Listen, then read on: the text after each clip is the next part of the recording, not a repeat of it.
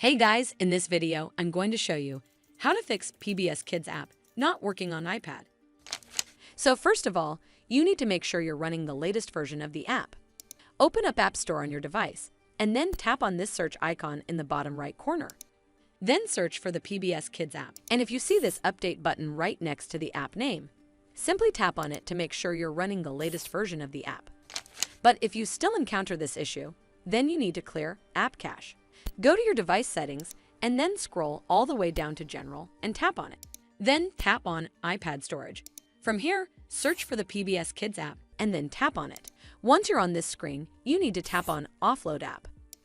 Tap again to confirm. It'll take a bit for processing, and then a Reinstall button will show up. Simply tap on it to reinstall the app. This should fix the issue, but if it doesn't, then you need to completely reinstall the app. Follow the on-screen instructions to navigate all the way to the app page.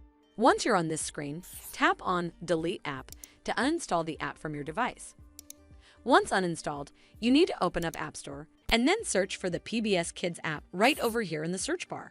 And then click on this Get button to install it back on your device. Well, that's how you fix PBS KIDS App not working on iPad. I hope you found this video helpful. And if you did, make sure you give it a thumbs up to see more videos like this, and don't forget to hit that subscribe button. We'll see you in the next one.